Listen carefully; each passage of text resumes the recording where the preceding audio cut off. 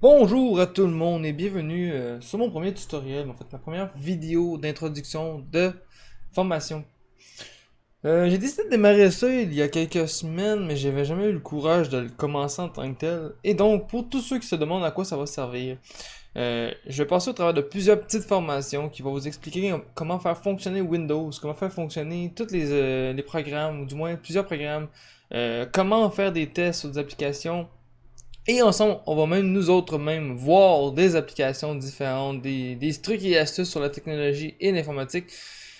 Pour ceux qui me connaissent pas, ben, du moins le monde qui vont voir la vidéo par la suite, quelques mois après avoir fait ça ici, euh, je suis très actif sur la plateforme Twitch, qui est une plateforme dans le fond, de streaming, dans le fond, pour faire des lives. Et pour ceux qui connaissent pas mon nom, Natrix TV, je suis beaucoup plus actif sur cette plateforme-là, mais j'ai décidé éventuellement de faire des vidéos, et donc voilà la première vidéo aujourd'hui que je vais créer. Euh, Seulement par contre, avant de faire n'importe quoi, avant de faire une formation ou une vidéo tutoriel, je vais vous inviter dans le fond, à installer un logiciel qui permet entre autres de créer une machine en virtuel, dans le sens que je parle, il va vous créer une machine, tout court, une machine d'ordinateur qui va être réelle, mais pas réelle, mais du moins réelle, mais dans l'ordinateur pour pouvoir faire des tests. Comme ça, si vous plantez votre système, si vous plantez le système, vous faites une suppression, vous pognez un virus, n'importe quoi, ça ne maganera pas votre système principal, mais ça va planter votre système secondaire, dans le fond, le système virtuel. Mais rassurez-vous, tout ce qui se fait sur la machine virtuelle est aussi possible de le faire sur la machine réelle avec quelques exceptions près, qui sont pas très différentes, mais qui peuvent être différentes. Donc pour commencer, guys, comme je le disais, je m'introduisais, je me présentais. Mon nom est Kevin. Je ne divulgue pas mon nom de famille pour la raison suivante, c'est que sur la plateforme Twitch, qui est la plateforme principale où je fais des streamings, je ne divulgue pas mon nom de famille non plus. Il y en a quelques rares qui connaissent mon nom vu qu'ils m'ont connu à l'époque de mes premiers lives. Mais sinon, vous allez remarquer que ma chaîne a pas mal de vieux lives, vieux streams que je faisais. Euh, ne pas porter attention si vous êtes là pour les tutoriels et tout. Donc, nous autres, on va commencer, guys, à faire, dans le fond, aller chercher VirtualBox. Pour ceux qui ne connaissent pas VirtualBox, c'est un logiciel gratuit, open source, de virtualisation de système, dans le fond, d'un système tout complet. Contrairement de VMware, qui est le même principe avec plus d'options améliorées, qu'on pourrait dire, version facile de configuration comparativement à VirtualBox, mais qui est quand même 270$. Et dans mes vidéos, je voulais juste vous dire à l'avance, il n'y aura aucun piratage, aucun piraterie de cours, aucun logiciel qui ne sera piraté. Donc si vous n'utilisez pas VirtualBox de base, je ne vous aiderai pas pour le VMware. Si vous avez de la misère dans le fond pour installer ou faire n'importe quoi, je vous invite à venir me parler directement sur Facebook ou mon stream directement quand je suis en live pour savoir des informations sur les tutoriels. Et donc pour commencer, guys, je vais vous inviter à prendre votre navigateur préféré. Moi, c'est Microsoft Edge. Donc on démarre au Microsoft Edge. On va juste fermer les onglets. Et voilà, il dit bienvenue sur Microsoft Edge. Moi, je viens de démarrer ma session. Et donc, on va aller sur Google. Tapez google.ca. Rendu sur google.ca, je vous invite à faire ceci. Virtual Box. Oups, pas N, mais Box. Prendre le premier Oracle VM Virtual Box. Vous aurez pu cliquer sur le lien download directement ici, mais on va y aller par ici. Download VirtualBox 5.1 sur le site.org. La version à downloader, à télécharger du moins, c'est la version VirtualBox Windows Host 1.22 plateforme Parkway qui est ici. Pourquoi? En fait, c'est pas 1.22, c'est 5.1.22. Vous téléchargez la version Windows Host. Pour ceux qui sont sur OS X qui veulent apprendre justement de Windows, vous pouvez justement prendre la version OS X et l'installer sur votre système d'exploitation d'Apple, Macintosh, pour être plus précis. D'un coup, ceci fait, guys, je vous invite à cliquer sur Windows Host et faire enregistrer. On va l'enregistrer. Normalement, ça devrait peut-être prendre plus de temps selon votre connectivité Internet. Moi, ça me prend pas beaucoup de temps parce que je suis en 120 mégabytes. Fait guys, on va aller se faire exécuter. Exécuter à nouveau. Normalement, si ça demande un password d'administration, c'est normal. Sinon, ça va vous demander de continuer en tant qu'administrateur. Vous faites oui. Ici, on fait Next. Il vous demande quel plugin vous voulez installer. Pour les causes du tutoriel, on va rester avec la base. On n'ira pas explorer tout au complet. Dans le fond, c'est pas une formation VirtualBox. Là. Je vous explique comment créer une machine virtuelle avec VirtualBox et comment l'installer pour pouvoir l'utiliser par la suite faire mes tutoriels. Donc, suivant. Dans le futur, peut-être que j'installerai justement... dis-moi pas que j'installerai, mais je ferai un tutoriel entièrement consacré à VirtualBox. Maintenant, il nous demande si on va créer dans le fond, une entrée dans le menu démarrer, qui est ici. Moi, de mon côté, je n'en crée pas. Je laisse tout cocher ici pour créer un shortcut sur le Disturb, puis en tout cas, un paquet de petites affaires. On fait un Next. Attention, Network Interface, c'est-à-dire l'interface réseautique. Là, il va vouloir vous configurer l'interface réseautique, vous faites suivant, et vous faites installer. Ça va vous installer dans le fond, moi je pourrais dire ça, une carte réseautique virtuelle. Là, on rentre mon mot de passe, ce qui normalement devrait fonctionner. On va essayer de voir si ça fonctionne. Et voilà. Donc maintenant, Oracle VMware, pas VMware, mais VM VirtualBox s'installe. Là, il est marqué, voulez-vous installer ce logiciel de périphérique? Vous faites installer car c'est la carte justement virtuelle de carte réseautique. Et voilà, maintenant que l'installation est terminée, vous cochez Start Oracle VM VirtualBox. Fait qu'on fait Finish. Et voilà. Vous pouvez maintenant fermer... en fait, non. Fermez pas tout de suite cette fenêtre-là. On va aller installer une petite affaire. Faut juste que je me souvienne où est-ce qu'il est rendu. Je pense que c'est... Ok, le Extension Pack ici. Moi, je vous conseille d'aller le chercher sur le All Supported Platform pour avoir toutes les plateformes dans le fond. Je vous suggère de faire enregistrer sous pour celui-ci et l'enregistrer dans votre fichier téléchargement. Pour être sûr de l'avoir téléchargé. Maintenant qui est déjà téléchargé de mon côté. Maintenant, vous avez la fenêtre VirtualBox. Pour ceux qui n'en ont pas ouverte, je vous invite à cliquer dessus le VirtualBox qui est ici. Maintenant que ceci est installé, vous avez maintenant la fenêtre VirtualBox que vous pouvez mettre en plein écran ou rapetisser comme vous voulez. Comment fonctionne VirtualBox et tout, on va le voir dans cette formation, justement. Mais juste avant, je vais, dans le fond, aller chercher l'extension qui est ici. Et on va faire ouvrir pour pouvoir l'ouvrir, justement. Normalement, il ne devrait pas prendre beaucoup de temps et devrait aussi s'ouvrir sur ce programme-là. Des fois, ça peut prendre un peu plus de temps. Et voilà. Il s'est ouvert ici. On peut fermer celui-là ici. Ça vous donne une question. Vous êtes sur le point d'installer une extension VirtualBox. Les extensions complémentent les fonctionnalités de VirtualBox et peuvent contenir des logiciels éventuellement nuisibles qui s'intègrent au système d'exploitation. Veuillez revoir la description ci-dessous et continuez que si vous avez obtenu l'extension d'une source fiable. Selon moi, quand on voit le nom VirtualBox, c'est qu'il est fiable. Donc, on va faire l'installation. Installation. Et ici, on descend en bas complètement. Et on va dans j'accepte. Oh, échec de l'installation de l'extension. Bon, on va aller voir dans les détails. C'est pourquoi les détails? Membership and administration. Ah, ok. Vu que j'ai pas mis ma session administrative, je peux pas l'installer malheureusement. Fait que pour contrer ce problème-là, vous allez ici. En fait, non, pas besoin d'aller ici. Vous ouvrez le fichier en bas ici. Pour ceux qui sont là comme ça. Vous allez dans téléchargement. Vous allez sur ça ici. Et vous faites. Il est petit. Il n'est peut-être pas ici. On va faire une propriété. Voir si on peut le faire comme ça. Non, on peut pas l'exécuter en tant qu'administrateur. Donc, une affaire que je ne savais pas. On peut juste l'exécuter en tant qu'administrateur. Donc, je vous invite à demandez à la personne qui s'occupe de votre ordinateur, ou si vous-même vous êtes l'administrateur propre de votre ordinateur, de vous laisser administrateur pour pouvoir installer l'extension pack. Pour ma part, on le verra pas, peut-être pas dans cette formation-ci, mais on va le voir dans la prochaine. Donc, ceci étant fait,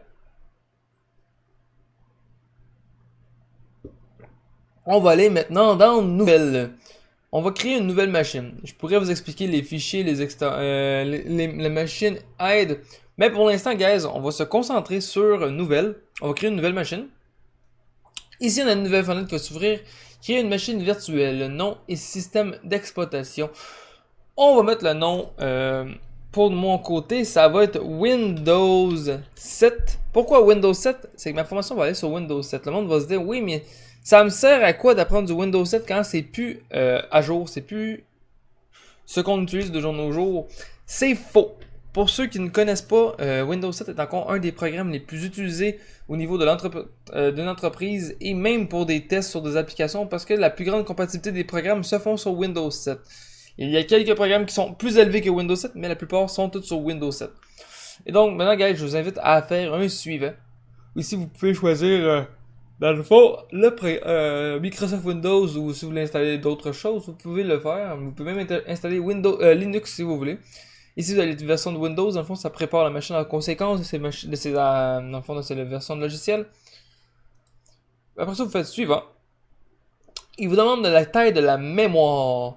Pour ceux qui ne connaissent pas, c'est quoi la mémoire? C'est la mémoire vive, la mémoire RAM de votre système. Si vous ne savez pas combien vous en avez, je vous invite à faire démarrer ici. Dans le fond, pour ceux qui sont sur Windows 10, c'est démarrer comme ça.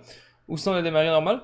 Sinon, je vous invite à faire la touche Windows plus R en même temps, qui va vous ouvrir le exécuter. Sinon, pour ceux qui ne sont pas à l'aise, je vous invite à faire ça et d'écrire Run. Dans le fond, dans votre barre de recherche, en bas dans votre menu démarrer, et vous faites exécuter. Ici, vous écrivez DXDIAG pour DXDiag. Vous faites entrer, et ici, va être marqué outil de diagnostic DirectX. Vous faites oui pour faire une analyse de votre système. Il va analyser tout votre système au complet.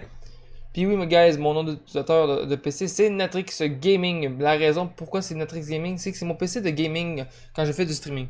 Et donc, lorsque vous allez plus bas, dans les informations de mémoire ici, vous voyez 16 384 pour ma part de mégaoctets ou mégabytes de RAM. Oui, on voit ici, c'est la mégabytes de RAM. Donc, vous savez combien vous avez au total. Sur le total de mémoire que vous avez, vous devez en mettre le 1/4 de la mémoire. Ce qui veut dire sur 16 GB, je devrais mettre normalement, si vous voulez, vous pouvez vous aider de votre calculatrice. On va faire calculatrice comme ça. Moi c'est sur Windows 10, donc j'ai la calculatrice de Windows 10. Mais normalement, vous devriez avoir la calculatrice de Windows normale. Donc, on va aller sur 16 000 pour dire 16 000 mégaoctets. Et on le divise, ou même vous auriez pu faire 16 pour arrondir le chiffre. 16 et on le divise par 4, ça donne 4. Donc, moi, ma machine virtuelle doit avoir maximum 4 gigaoctets, 4 mégaoctets, gigaoctets, désolé guys, pour pouvoir empêcher la RAM, que l'ordinateur soit magané ou soit au ralenti. Donc, on va la monter à 4 GB. Et voilà, on est à 4 GB. C'est normal que ça n'arrive pas à 4 piles et que ça arrive à 496 ou 428. C'est normal, c'est pas grave. Et donc, maintenant que vous avez créé ça, vous pouvez maintenant faire suivant. Si vous avez 4 GB, vous mettez 2 GB. Mais dites-vous que même si vous avez 32 GB, je vous invite quand même à mettre 4 à 6 GB maximum pour que ça puisse être rentable. Lorsque vous arrivez dans 6 GB, vous pouvez aussi, quand vous étiez ici, choisir le système Windows 7 64 bits. Mais je pense que Windows 7 n'est pas supporté à 64 bits sur VirtualBox, donc je vous invite à faire quand même ça. Mais quand vous l'installez sur un système réel, de le mettre en 64 bits, ça va être plus performant pour vous autres. Mais sinon, on va le laisser comme ça. La différence entre les deux, entre 64 bits et le 32 bits, c'est que le 32 bits ne détecte pas plus que 4 GB de RAM, même si vous mettez 16 GB. C'est pour la raison que je vous dis de mettre à 32 GB et ça prend moins de force sur le système. Donc on fait suivant. Il vous demande quel disque dur. Je ne vous expliquerai pas la différence entre chaque disque dur, ça risque d'être l'enfer et très long. Donc, on va juste faire créer un disque dur virtuel maintenant. Fait qu'on fait un créer. Maintenant, il vous dit quel type de disque dur vous voulez. Ben, c'est très simple. Vous choisissez. Moi, je vous dis de faire un VHD, disque dur virtuel. Vous pouvez faire un VDI pour avoir le disque dur VirtualBox, tout simplement. Ou sinon, si vous voulez le rendre disponible éventuellement avec VMware, pour ceux qui ont VMware et qui veulent suivre mes tutoriels juste dans le fond, juste pour le suivre comme ça avec VirtualBox, mais qui veulent utiliser VMware par la suite, je vous invite à faire un VHDK, ce que je vais faire justement pour pouvoir rendre la compatibilité plus forte. Donc, on fait un suivant. Stockage de disque dur externe. Est-ce que vous voulez dynamiquement alloué ou taille fixe? Nous autres, on va aller sur dynamiquement alloué car c'est moins long à créer, de 1, et de 2, ça peut se créer à fur et à mesure, donc ça fait pas un disque dur fixe comme on a actuellement. Donc, on va le faire suivant. Et on va l'appeler Windows 7. Oui, on va l'appeler disque Windows 7, mais en fait, disque 7 tout court. On va laisser dans le fond son répertoire, parce que vous pouvez changer le répertoire aussi. Actuellement, il est dans Natrix, VirtualBox, VMS et Windows 7. On va y mettre une taille de, je dirais, environ 80 gigs, on va dire. Juste pour installer Windows, ça en prend une coupe de gigs. Mettez-les entre 80 et 90 parce que vous allez installer des logiciels éventuellement dans la nouvelle version. Parce que dans le fond, moi, ce que je vais vous amener, c'est à faire une formation complète sur Windows 7 de l'installation du début, du début de l'installation jusqu'à la configuration du système, jusqu'à l'installation des programmes principaux. Et comme ça, après ça, fuck les compagnies d'informatique, comme on dit, sans vouloir être chiant avec les compagnies d'informatique, et vous allez pouvoir faire votre système tout seul. C'est sûr que des fois, il y a des bugs et tout. C'est pour ça que les compagnies d'informatique existent toujours. Mais de nos jours, vous allez voir avec Windows 10 que c'est juste une touche et ça fait toute la job à votre place. C'est juste Windows 7 qui est plus dur. Donc c'est pour ceux qui ont Windows 7 au niveau entreprise pour pouvoir savoir comment le réinstaller. C'est sûr que les entreprises, eux, utilisent des images Ghost ou des images autres, mais ça c'est du technicien informatique plus élevé qu'on n'apprendra pas dans cette formation-ci. Donc guys, pour l'instant, on va faire suivant avec un 81 GB. Et voilà, notre machine virtuelle créée. Là, je vous invite à faire le clic droit dessus de la souris et aller dans Propriété. Il est où Propriété? Wow, configuration. Configuration. Désolé, c'est mon erreur. Vous allez avoir le panneau des paramètres de Windows 7 correctement ici. Vous avez plusieurs onglets, mais on n'ira pas voir aucun des onglets, guys. Pourquoi? C'est très simple. La raison pourquoi on n'y va pas voir aucun onglet, c'est que c'est très long et très peu qu'on utilise. Donc pour commencer, vous avez le général pour votre nom de machine virtuelle avec la configuration de base. Vous avez la version avancée et les options ici que glisser-déposer que vous pouvez utiliser entre, genre, exemple, votre machine réelle et votre machine virtuelle, ce qui va être pratique, mais pour l'instant, je ne peux pas l'activer par la raison que j'ai pas l'extension de tantôt. Description, vous pouvez y donner une description. Vous pouvez faire un chiffrement, mais ça, on fera pas de chiffrement. Nous, ce qui nous intéresse, c'est plus le système. Pour ceux qui veulent choisir, modifier la mémoire vive éventuellement, ceux qui sont trompés, je vous invite à désactiver la disquette ici. Mettre l'optique en premier pour l'instant pour installer Windows. Mais vu qu'on n'a pas de Windows de toute manière, on va booter directement sur le disque dur. On va activer le réseau pour pouvoir faire éventuellement des images en réseau. Mais pour l'instant, ça ne sert à rien. Le chipset, vous le laissez en PIX3. Pour le système de pointage, vous pouvez le laisser en USB, ça ne change pas grand chose pour l'instant, à part si vous faites du Macintosh. Le processeur, moi je vous laisse choisir, mais moi j'en mets juste un CPU, parce que j'ai juste ça. Et après ça, on va dans l'accélération. Non, j'ai pas l'accélération, c'est bien parfait. Après ça, on va dans l'affichage. Mémoire vidéo, ce qui est le plus important. Je vous invite à mettre ça à 128 mots, nombre d'écran une seule, et facteur d'échelle et activer le 3D et le 2D, l'accélération 2D.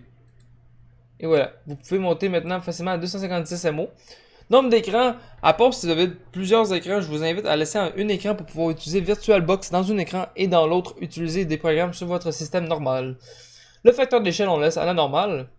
Bureau à distance, ça c'est si vous voulez activer un serveur, exemple. Mais nous autres, pour notre cours de tutoriel, on n'utilise pas ça. Capture vidéo non plus. J'utilise OBS, donc j'utilise pas ça. Le stockage, qui est très important. Pour l'instant, j'ai pas aucune image ISO. c'est votre travail, guys, pour la prochaine vidéo, avant la prochaine vidéo, de vous créer absolument une image ISO de Windows 7. Si vous avez une image normale, je vous invite à aller chercher des logiciels comme DVD Fab ou n'importe quoi de ce style-là qui permet de créer des ISO dans le fond de CD. Mettez un CD Windows 7 légal avec une clé de série légale dans votre lecteur dans le fond d'ordinateur. Et créez-vous un fichier ISO, ou si vous voulez utiliser directement le CD, vous pouvez aussi, mais c'est plus facile avec un ISO et c'est beaucoup plus rapide. Pour ceux qui n'en ont pas, je vous invite à aller sur le site de Microsoft, ou du moins, on va aller sur Google, je vais vous montrer comment le faire. Vous devez avoir absolument une clé de série légale, je vous dis tout de suite, vous n'avez pas le choix. Je vous ai dit que je ne faisais pas de piratage, du moins je ne vous donnais pas des tips pour des piratages. Par la suite, vous tapez Windows 7 ISO. En fait, vous pouvez écrire ISO et marquer Microsoft, mais anyway, c'est le premier lien en haut. Téléchargez les images disques Windows 7 fichier ISO Microsoft. C'est très simple, vous allez voir comment ça fonctionne. Il vous dit avant de commencer, vous devez avoir une clé de série, etc. Dans le fond, un DVD vierge pour pouvoir le graver, mais nous autres, on veut juste l'ISO, donc ça sert à rien. Vous devez entrer votre clé de série absolument ici et faire vérifier. Moi, j'en ai pas, je vous le dis. Moi, c'est une clé MSDNA A qui était dans mon collège IMICA quand j'étais faire mon soutien informatique à l'école. J'ai eu 4 clés de Windows 7, donc ça m'a aidé beaucoup pour ce tutoriel-là. Et donc, vous devez rentrer une clé de série et faire vérifier. Par la suite, les étapes suivantes, je ne les connais pas par cœur, je ne les ai jamais faites vraiment.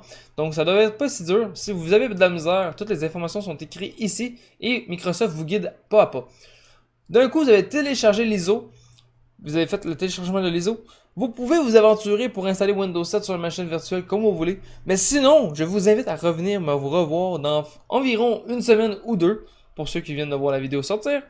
Ou regarder la deuxième vidéo tout de suite pour pouvoir regarder la formation qui va suivre après ça, parce que c'est l'installation de Windows 7. Donc sur ce, guys, on a fait pour le stockage. Ça va être votre devoir, comme on peut dire, un devoir. C'est rare que je fais des devoirs, mais bon, c'est votre devoir. Le son, on laisse comme ça ici. Le réseau, pour ceux qui ne connaissent pas le réseau, vous pouvez utiliser plusieurs accès réseau, mais moi j'utilise un NAT qui est. À fond, le monde va dire hey, c'est ton nom à cause de Matrix, le monde m'appelle NAT. Et oui, mais normalement, NAT vous le dire, Network Access Translations. Et donc, vous pouvez faire un avancé, mais sinon, vous pouvez le laisser de base comme ça. Vous pouvez vous créer une deuxième carte, éventuellement, on va voir ça, comment ça fonctionne, ces cartes-là, et à quoi ça sert, parce qu'on va créer des serveurs Windows 2012. Oui, des serveurs Windows Server 2012, qui va être vraiment pratique pour ceux qui veulent démarrer leur entreprise en virtuel et créer des gros réseaux, ceux qui ont des grosses ordinateurs avec beaucoup de RAM. Et donc, on va aller ici des ports Series. Nous autres, on n'active pas ça. Moi, je n'active pas, du moins. Vous pouvez essayer de voir. Je vous montre pas tout. Les USB, ceux qui veulent racheter des USB, dans le fond, des clés USB pour qu'ils soient disponibles sur la machine virtuelle, je vous invite à juste faire un plus ici. Ajouter, exemple, moi, je pourrais racheter mes deux Logitech, dans le fond, mes deux claviers, mes souris, exactement, mais ils sont déjà activés. Pour ceux qui veulent mettre une caméra, n'importe quoi, dans le fond, sur leur système virtuel, vous avez juste à ajouter votre caméra dans ça. Et pour l'utiliser, genre exemple, un Macintosh, vous voulez utiliser votre caméra pour que ça soit disponible, mais vous pourrez l'utiliser comme ça aussi. Dossier partagé, c'est ça que je voulais créer avec vous autres, guys. Ici, vous faites clic droit sur votre desktop. Vous faites nouveau. Quand je dis desktop, by the way, c'est aussi vous dire bureau. Vous faites dossier et vous créez partage. Ou sinon vous l'appelez Windows 7 si vous voulez. Moi je vais l'appeler Windows 7 pour le cas que j'en crée plusieurs machines virtuelles. Et donc pour Windows 7, vous ajoutez un dossier, chemin du dossier, autre, et on va sur bureau, cliquer sur Windows 7. En fait, pour ceux qui n'ont pas vu comme j'ai fait, on va refaire. Il y a une petite flèche sur le côté ici, vous faites ça. Et vous faites autre, ça va vous ouvrir une box ici. Dans la box, vous cliquez sur l'accès rapide à côté. Si vous n'avez pas d'accès rapide, je vous invite à faire ce PC, disque local et le utilisateur. Ici, je pense qu'il est utilisateur. Moi, je vais utiliser Netrix, bureau, et voilà, vous avez le bureau. Sinon, on a accès rapide bureau directement. Faites Windows 7 et sélectionnez un dossier. Vous faites lecture seule ou montage automatique. On fait un montage automatique pour que ça puisse être détecté automatiquement sur notre version de Windows 7. Et vous faites OK. Maintenant, vous avez tout configuré correctement, ceci pour pouvoir glisser déposer des fichiers dedans et qui apparaissent dans un lecteur réseau dans le Windows 7. Vous allez voir tantôt comment ça fonctionne, ben du moins dans la prochaine fois, dans la prochaine vidéo tutoriel. Ça, on n'a pas besoin de ça, fait qu'on fait OK. Et voilà, votre machine est configurée. Il manque juste la version ISO qu'on va faire dans la prochaine vidéo. Pour les causes du tutoriel, je vous invite à faire un instantané, ce qui est une image de votre machine actuelle, vu qu'elle est configurée comme ça, elle n'a pas d'image, elle n'a rien du tout. Je vous invite à faire ça, prendre un instantané, on va l'appeler démarrage, parce que c'est le démarrage de la machine. Donc s'il y a quelque chose qui plante, ça va vous éviter de recommencer au complet. Description, début du tuto 1. Et voilà! Fait qu'on fait un OK. On a un instantané. Et ça crée dans le fond, une action sur la machine qui est de éteindre. Mais elle est déjà éteindue dans le fond. Fait que sur ce, guys, je vous dis bonne soirée ou bonne journée à tout le monde qui m'ont écouté. J'espère que cette vidéo vous a plu. Si ça vous a plu, je vous invite à faire un subscribe sur la chaîne YouTube.